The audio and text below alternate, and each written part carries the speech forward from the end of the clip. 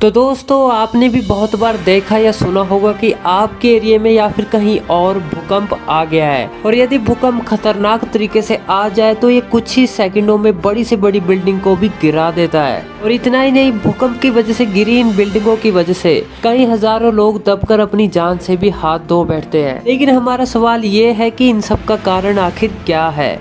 आखिर भूकंप हमारी धरती पर आता कैसे है और क्यों आता है? आखिर हमारी धरती के बीच में ऐसी कौन सी हलचल होती है जिसके कारण हमारी धरती पे भूकंप आता है?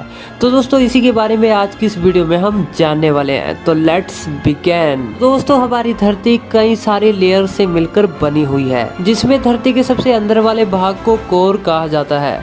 दोस्तों धरती का यह भाग सबसे ज्यादा सॉलिड और सबसे ज्यादा गर्म होता है, और साथ ही अर्थ के इनर कोर का टेम्परेचर लगभग 5430 डिग्री सेल्सियस तक हो सकता है। और इससे ऊपर की लेयर होती है आउटर कोर, जो कि अर्थ के अंदर यह लिक्विड फॉर्म में मौजूद होता है। हालांकि इसका टेम्परेचर भी अर्थ के अंदर काफी ज्यादा होता है। और इससे ऊपर होती है मेंटल लेयर, और वहीं इससे ऊपर वाली लेयर होती है क्रस्ट की लेयर, जो कि 30 से 50 किलोमीटर तक गहरी होती है, जहां पर पेड़ पौधे, समुद्र और हम इंसान रहते हैं, जहां हमारी धरती की पूरी दुनिया बसी हुई है। दोस्तों शायद आपने ये भी सुना होगा कि हमारे अर्थ के टेक्टोनिक प्लेट्स लगातार मूव करती रहती है। और दोस्तों क्या आप जानते हो हमारी धरती पर मौजूद टेक्टोनिक प्लेट्स हर साल 100 मिलीमीटर तक मूव करती है। ऐसे में जब भी हमारी धरती की टेक्टोनिक प्लेट्स मूव करती है तो या तो ये एक दूसरे से अलग हो जाती है, या फिर ये आपस में टकराने या फिर एक दूसरे से रगड़ खाने लगती है। और यही टेक्टोनिक प्लेट्स की मूवमेंट हमारी धरती पर भूकंप के आने का कारण भी बनती है।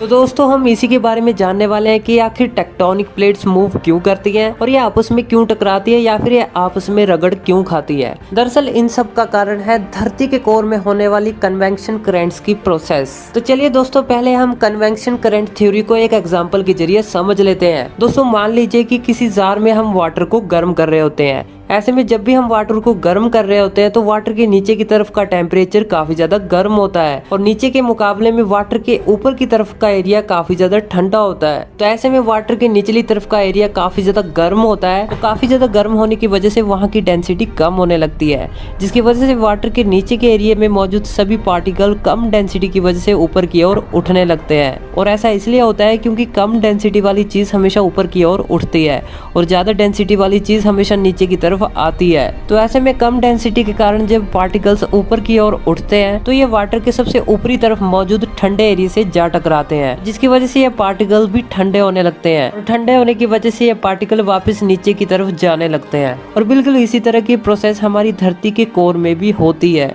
दरअसल इसका सारा खेल धरती के इनर कोर से शुरू होता है, जो कि क्रस्ट लेयर के मुकाबले काफी ज्यादा गर्म होता है। दरअसल धरती के कोर से बेहद गर्म पिघले हुए चट्टान का लावा कम डेंसिटी के कारण ऊपर की ओर उठने लगता है, और ये ऊपर उठते हुए मेंटल की लेयर तक पहुंच जाता है, जिसके बाद वो अर्थ के सबसे ऊपरी लेयर क्रस्ट के निचली सरफेस से जा टकराता है। ऐसे में अर्थ की क्रस्ट की लेयर ऊपर होने की वजह से काफी ज्यादा ठंडी होती है, जिसकी वजह से यह लावा भी काफी ज्यादा ठंडा होने लगता है, और ठंडा होने की वजह से ये वापस नीचे की तरफ जाने लगता है। ऐसे में कम डेंस होने के कारण ये लावा बार बार अर्थ की कोर से ऊपर उठता है और ठंडा होकर नीचे गिरने लगता है, और ये प्रोसेस अर्थ के अंदर लगातार चलती रहती है। और यही कारण है कि धरती की मेंटल की लेयर लगातार फ्लो करती रहती है, यानी कि मूवमेंट में रहती है। और इसी मेंटल की लेयर के ऊपर हमारी धरती की सभी टेक्टोनिक प्लेट्स मौजूद होती हैं। तो ऐसे में मेंटल के मूवमेंट के कारण ही धरती की टेक्टोनिक प्लेट्स तैरते हुए मूवमेंट करती रहती है। दोस्तों गर्म लावे के ऊपर उठकर ठंडा होकर कोर की तरफ जाने वाले साइकिल को